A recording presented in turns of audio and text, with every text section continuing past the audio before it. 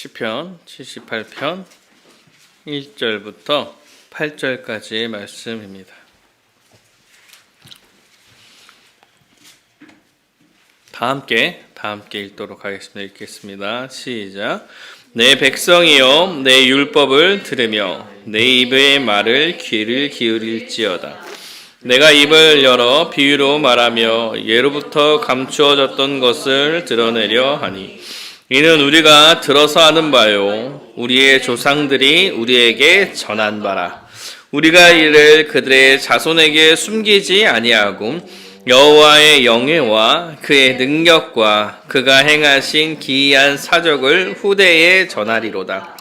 여호와께서 증거를 야곱에게 세우시며 법도를 이스라엘에게 정하시고 우리 조상들에게 명령하사 그들의 자손에게 알리라 하셨으니 이는 그들로 후대 곧 태어날 자손에게 이를 알게 하고 그들은 일어나 그들의 자손에게 일러서 그들로 그들의 소망을 하나님께 두며 하나님께서 행하신 일을 잊지 아니하고 오직 그의 계명을 지켜서 그들의 조상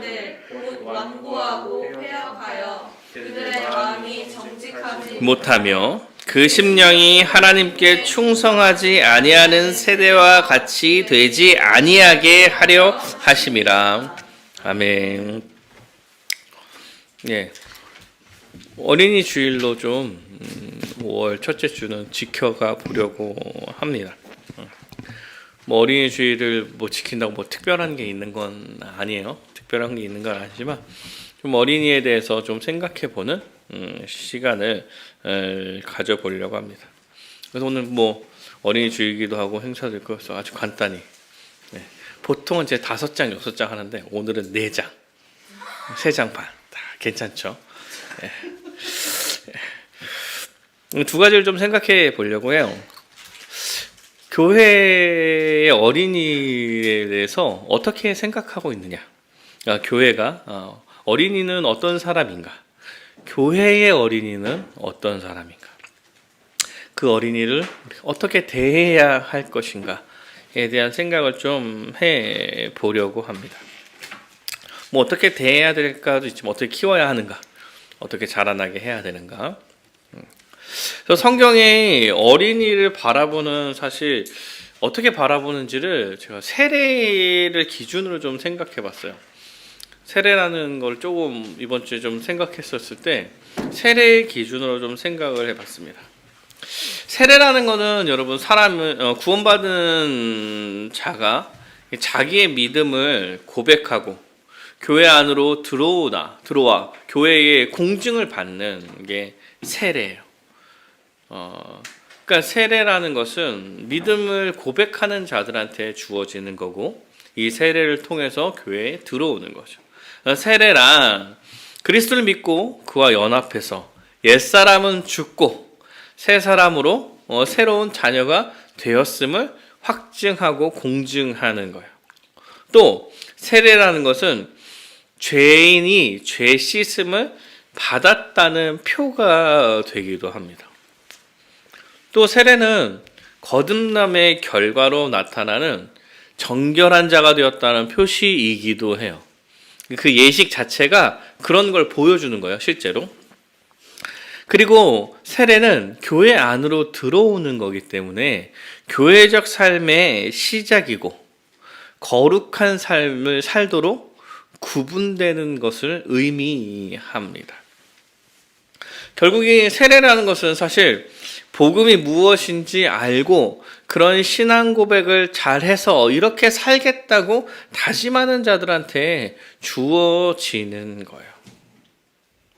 그래서 이 세례를 주기 위해서 초대교회에서는 아주 오랜 시간 복음에 대해서 가르쳤습니다. 그리고 역사 가운데서도 세례를 주기 위해서 보통은 사도신경, 그러니까 복음, 내가 믿는 바가 어떠한 것인지에 대해서 가르치고 주기도문을 가르쳐요. 내가 어떤 것을 어떤 하나님 나라를 꿈꾸며 기도하고 있는지. 그리고 십계명을 가르칩니다. 어떻게 살아가야 하는지.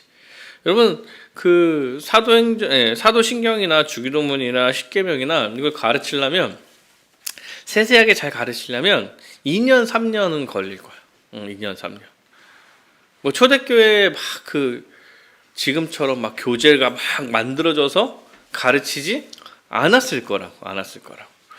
그럼에도 이 세 가지를 다 가르치고 믿음을 고백하는 자들한테 세례를 준 거예요. 문답을 해요. 문답을. 하겠습니까? 예. 하겠습니까? 예. 여러분 그 세례 문답표 혹시 보신 적 있는지 모르겠지만 질문 하나하나가 사실 담고 있는 의미가 되게 큽니다. 그러니까 사실은 약간 시험 보는 느낌이에요. 시험 보는 느낌. 하나님 예수님을 믿습니까? 이러이러한 예수님을 믿습니까? 예. 그리고 설명을 하는 거거든요. 당신 이런 거 아십니까? 장로님들이 원래 세례 전에 장로님들이랑 목회자 앞에서 문답을 하는데 이러한 질문들을 한다는 거는 사실은 구두 시험을 보는 거예요. 구두 시험을 보는 거랑 비슷합니다. 그걸 통해서 믿음을 확인한 사람이 서약해서 세례를 받는 거예요. 이렇게 얘기하면 세례가 되게 쉽지 않은 문제죠. 교회 안으로 들어온다는 거가 되게 쉬운 문제가 아니에요. 그런데 이제 어떤 게 있냐면 유아 세례라는 게 있습니다. 많은 교회가 유아 세례를 주고 있죠. 우리 서인이도 유아 세례를 받았고 선유는 때를 놓쳐서 못 받았어요. 그리고 제가 법을 좀 잘 모르고 있어서 때를 이미 좀 놓쳤고, 그래서 한 명은 유아 세례를 받고 한 명은 못 받긴 했습니다. 근데 유아 세례라는 게 막 진짜 이런 어려운 과정을 거쳐서 주는 건데, 그럼 유아 세례는 무슨 근거로 주냐? 이렇게 얘기해서 사실은 침례교에서는 유아 세례를 주지 않습니다. 침례교에서는 믿음을 고백할 수 없는 유아에게 세례를 줄 수 없다 이렇게 얘기하는 거예요. 한편으로는 이제 납득이 되죠. 그렇게 막 다 내용을 알고 살겠다고 다짐하고 그래서 믿음을 고백하고 들어가는 건데 유아는 아무것도 모르잖아요. 아무것도 모르는 유아한테 어떻게 세례를 줄 수 있느냐 이렇게 말하는 거죠. 유아의 구원의 유무와는 별개로 믿음의 고백을 전제로 하는 세례를 줄 수 없다 이렇게 얘기하는 거예요. 저는 약간 침례교의 이러한 입장을 존중합니다. 존중해요. 그럴 수도 있겠다. 장로교에서도 여전히 찬반이 많은 문제이기도 합니다. 그러나 헌법적으로는 줍니다. 장로교가 유아 세례를 주는 근거는 먼저 구약에 기원하면 할례 때문에 그래요. 할례는 언약 백성의 표로 이스라엘 백성한테 준 거야. 아브라함 시대 때 창세기 17장에 내 백성들한테 다 너네 집에 있는 자녀 일꾼들까지 8일이 넘어가는 자녀들한테는 다 남자에게는 할례를 베풀어라 이렇게 이야기해요. 그래서 그가 내 백성임을 표하는 거죠. 사실 8일 이상 된 아이들한테 모두 다 8일 이상 된 모든 남자들한테 다 주는 거니까 아이들한테도 할례가 주어진 거예요. 이 구약의 할례는 신약의 세례와 완전히 일치하지 않지만 사실 신약의 세례는 이 구약의 할례를 있습니다. 이어가요. 왜?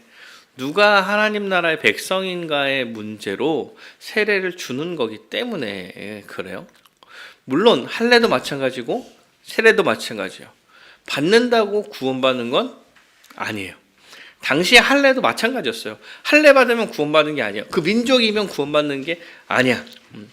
그럼에도 불구하고 아이들에게까지 표를 다 준 거야. 구원의 결과는 우리가 어떻게 할 수 있는 문제가 아니야. 그럼에도 언약의 백성 가운데 들어갔다는 표징으로 백성 안에 있는 자녀들한테까지 유아이들한테까지 할례를 베푼 거죠. 신약 시대에도 마찬가지입니다. 사도행전 16장에 이렇게 보면 두아디아라 성의 루디아와 빌립보 성의 간수들은 그 온 가족이 세례를 받아요.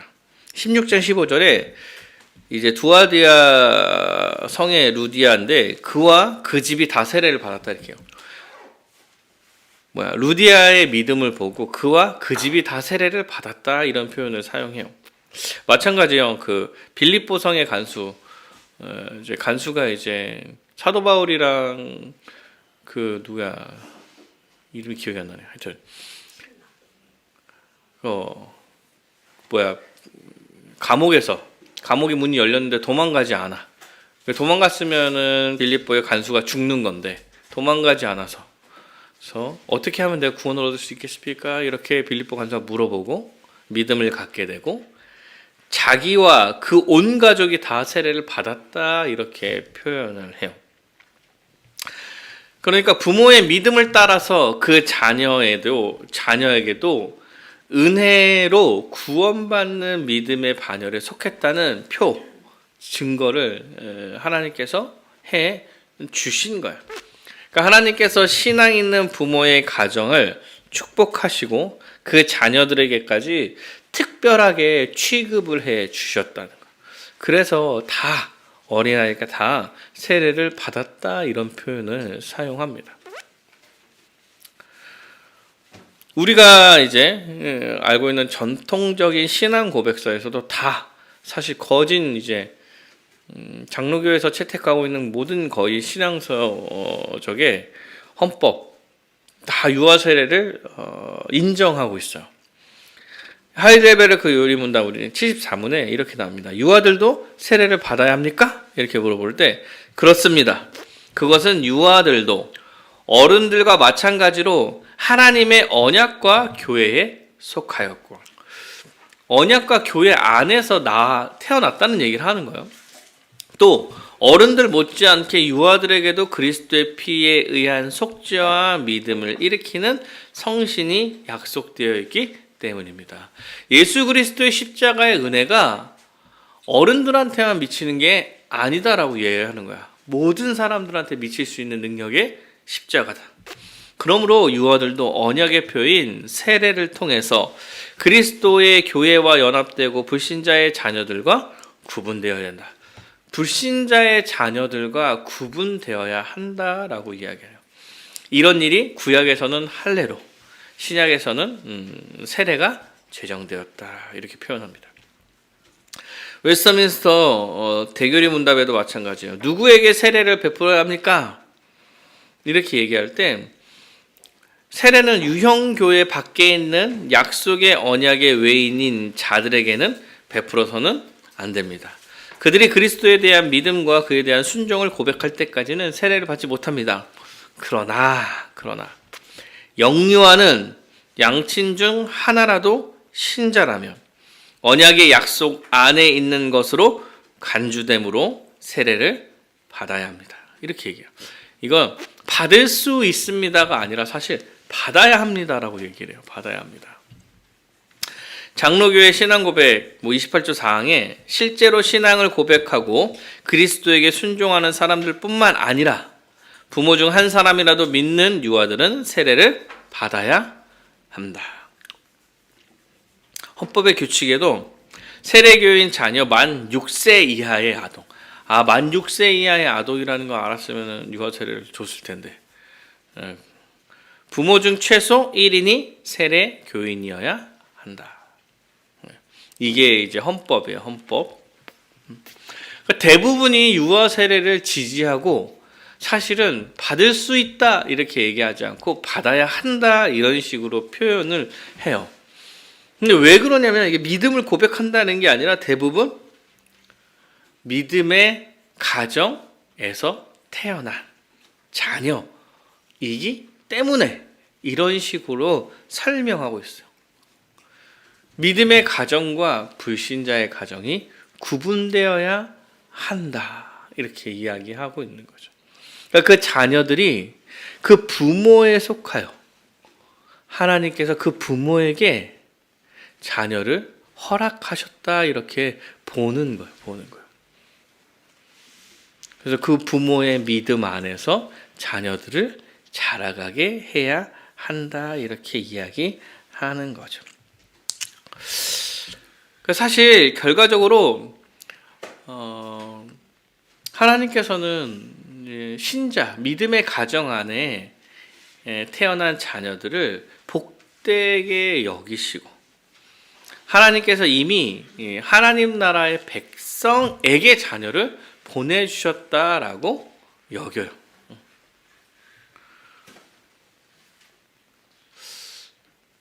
진짜 그리고 그 안에서 태어난 자녀들이 실제로 신자로 자라나는 경우가 훨씬 많죠. 사랑하는 여러분, 대부분 그러시죠? 지금 사실. 여러분 대부분 사실 그런 사람들이야. 맞잖아요. 아주 분명한 신앙의 집안에서 태어나서 여러 방황을 했음에도 불구하고 이 자리로 돌아와 있는 것. 성경에서 신앙이 있는 가정의 자녀에게 세례를 통하여 부모에게 자녀의 양육에 대해서 엄숙한 책임을 사실 부여하는 거예요.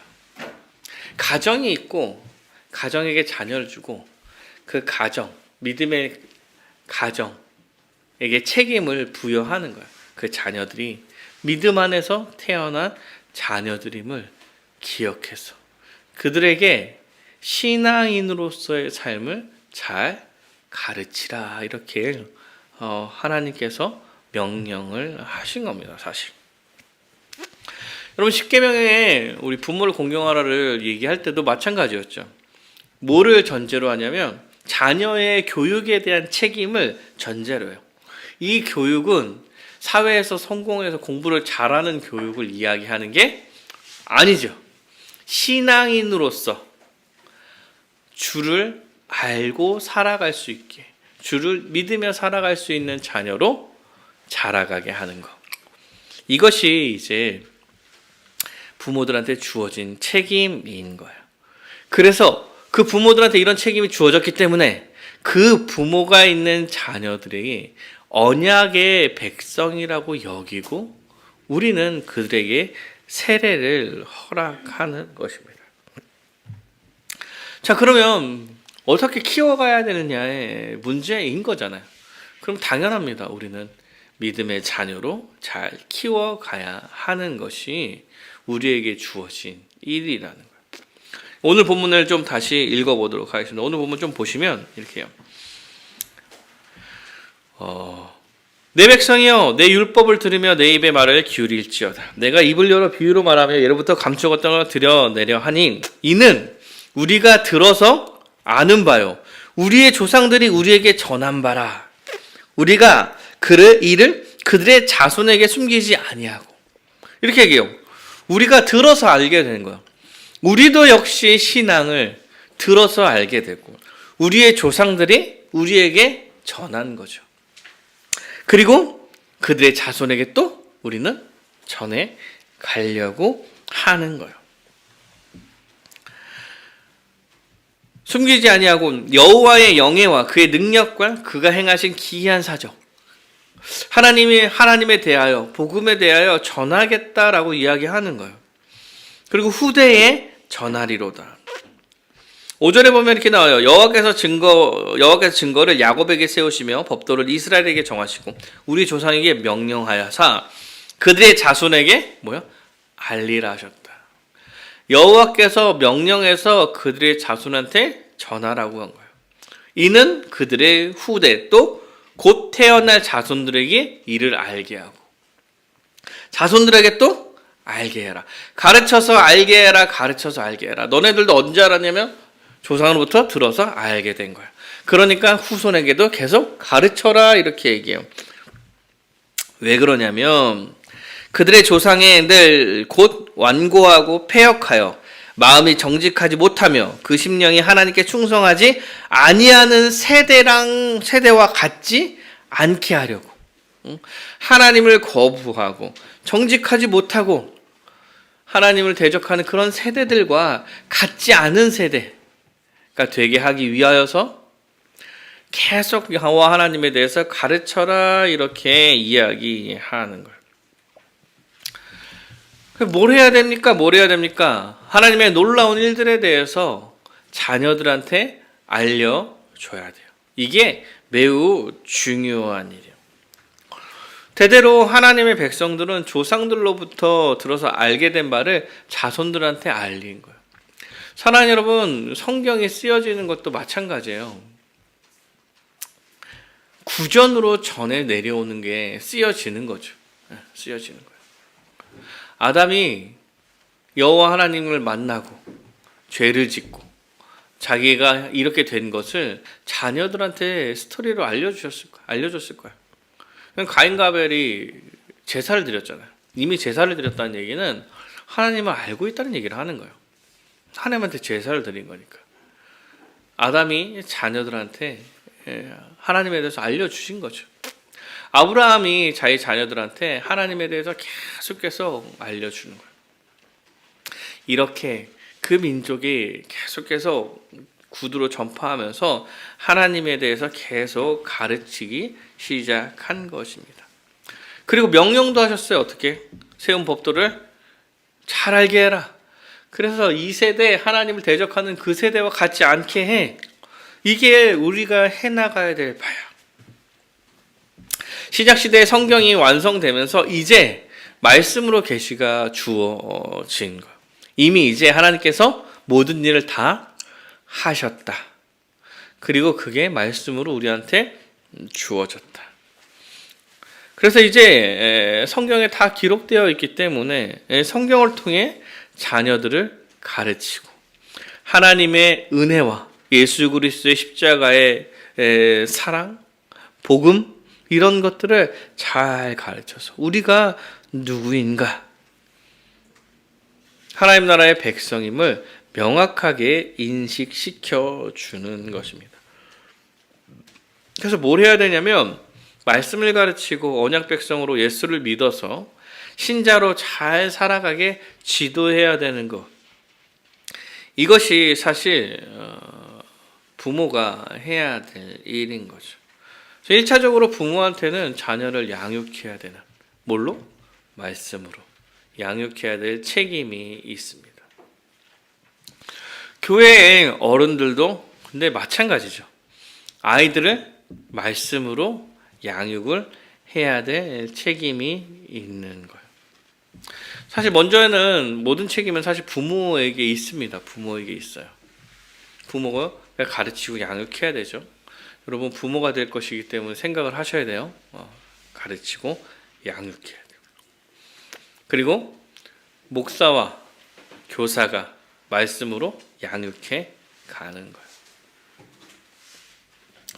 그리고 성도들은 말로만 가르치는 게 아니죠. 말로만 가르치는 게 아니에요. 신자로서의 살아가는 모습을 보여주어야 하는 것입니다. 사랑하는 여러분, 그래서 예배를 사실 자녀들이랑 함께 드리는 거예요. 모두가 다 함께 드리는 거예요. 애들이 막 똑똑해가지고 하나님의 말씀을 잘 듣고 이 문제가 아니라 예배를 드리는구나. 어른들이 힘써 하나님을 섬기는 모습으로 예배를 드리는구나. 이런 것을 배워가는 거예요. 배워가요. 앉아있는 거 얼마나 힘들겠어요. 1시간 반씩. 응? 근데 이렇게 하는 것을 배워가는 거예요. 배워가는. 오늘 서인이가 기도를 했죠. 기도를 했죠. 불안불안하고 그래도 그걸 갖고 일주일 동안 고민하고 쓰고 지우고 쓰고 지우고. 그게 잘했냐 못했느냐가 큰 의미가 있겠습니까? 그래도 잘했죠. 왜 잘했을까요? 이렇게 얘기할 때 지금까지 기도하면서 대표 기도를 많이 듣고 어떻게 기도해 왔는지를 보는 거지, 보는 거예요. 이렇게 배워가는 거예요. 배워가는 거예요. 신앙인으로서 세상에 어떻게 살아갈지, 교회에서 어떻게 살아갈지를 삶의 모습으로도 여러분 보여주고 알려주고 가르쳐 주는 것입니다. 세상에서 말하는 것과 다르게 구분돼서 살아갈 수 있도록 해주는 거예요. 누군가는 약간 비열하게 내 유익을 찾으면서 살아라고 이야기할 때 정직하게 조금 손해 보더라도 신자답게 살기를 가르쳐 주는 거죠. 눈치 봐가면서 쉬엄쉬엄 일해라 이렇게 이야기할 때 성실하게 때론 바보처럼 일할 수도 있어야 한다고 이야기해 줄 수 있는 사람이 되는 것. 신앙인으로서 치열하게 살아가고 있는 모습을 보여주는 거죠. 신앙인으로 세상에 살아가는 게 쉽지 않죠. 주를 기대면서 살아가는 게 쉽지 않아도 열심히 살아가려는 모습을 보여주는 거죠. 성공하는 모습이 중요한 게 아니라 그렇게 살아가려고 힘쓰는 모습이 중요한 거죠. 사회적인 능력이 있거나 지위를 갖고 있거나 명예가 있거나 재력이 있거나 이런 거 아무 상관없이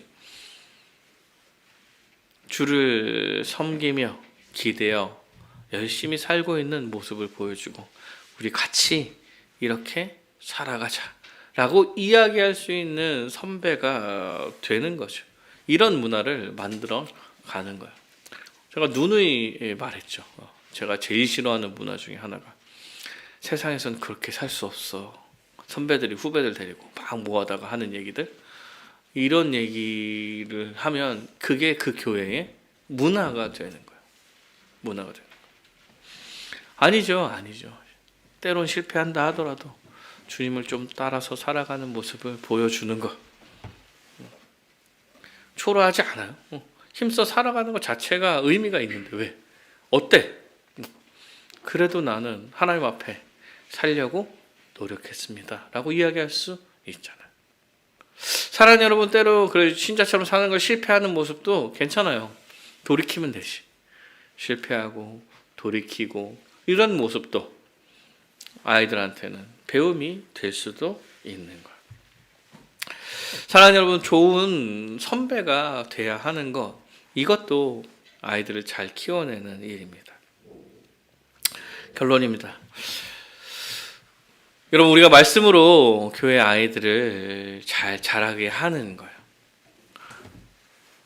여호와 하나님께서 그렇게 이 자녀들을 교회에서 태어나게 해 주신 거다. 교회의 자녀들에게 한마디 한마디 하실 때 성경적으로 가르치고 신앙적인 모범을 보일 수 있는 어른이 되셨으면 좋겠습니다. 어깨가 무겁죠? 어깨가 무거워요. 그래도 뭐 너무 무거울 필요도 없죠. 뭐 사실 그냥 우리가 신자로 살아가는 것도 발버둥이니까. 근데 그런 모습을 보여주는 거,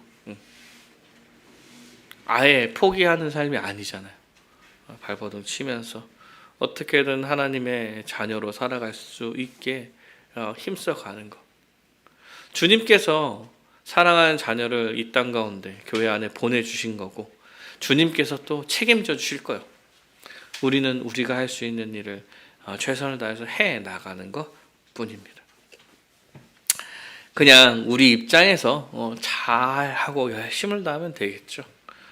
자녀들은 여호와 하나님께서 잘 지켜 가실 거예요.